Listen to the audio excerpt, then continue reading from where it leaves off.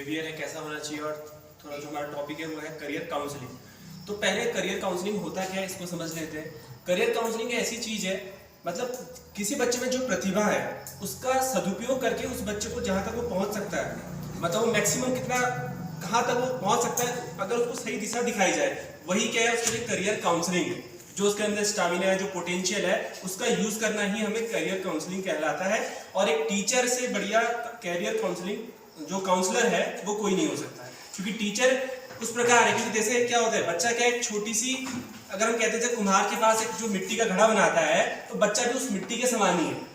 जैसे वो पूरा हाथ लगा लगा के उसको दबा दबा के गोल अच्छा सा बनाता है शेप, तो टीचर का सेम काम वही है।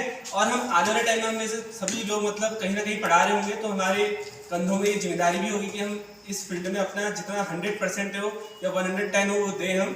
तो as a career counselling teacher की बहुत महत्वपूर्ण रोल रहता है। दूसरी बात करते हैं हम कि जैसे कि अभी हम देख रहे हैं एजुकेशन पॉलिसी आपके 1986 में भी आई थी, और जो अभी 2020 की एजुकेशन पॉलिसी है, जो कि आने वाले सालों में कंप्लीटली थोड़ा टाइम लगेगा हो जाएगी इंप्लीमेंट पूरे भारत में।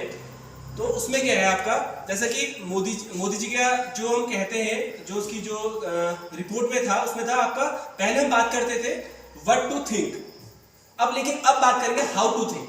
बच्चा को क्या सोचना चाहिए, कैसे सोचे, ये चीज मेन है।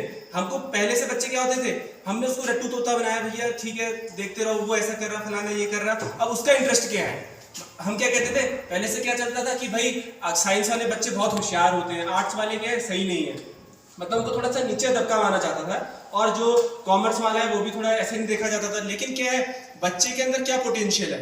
अभी एक मैं कुछ पढ़ रहा था रिसेंटली, उसमें ये दिया था जो साइंस वाले थे वो उस टाइम में तो जो होशियार होते थे साइंस लेते थे, उसके बाद आता था नंबर कॉमर्स वालों का, फिर आता था आपका आर्ट्स वालों का, और उसके बाद आता था आफ्टर जो 10th तक पढ़ते हैं। लेकिन अगर इनकी सीक्वेंस करें आगे काम कैसे करते हैं, तो आप देखोगे जो साइंस वाला है वो एक नौकरी पेशे तक ही सीमित रहता है।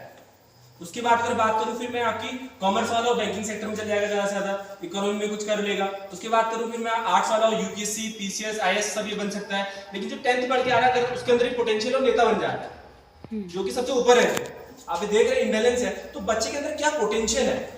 अभी जैसे हमारे न्यू एजुकेशन पॉलिसी में क्या है, जैसे कि हम सब्जेक्ट्स है, पहले एक साइंस ही पढ़ना है तो फिजिक्स केमिस्ट्री मैथ्स आपको लेनी है, तो भैया लेनी है। हो सकता है मे बी उसका इंटरेस्ट केमिस्ट्री में ना हो, वो आपका मैथ्स के साथ कुछ और पढ़ना चाहता हो, हिस्ट्री में इंटरेस्टेड हो। तो अब जो न्यू एजुकेशन पॉलिसी है जो 5+3+3+4 के साथ हमारी शुरू हो जाएगी, उसमें क्या है, बच्चा आपका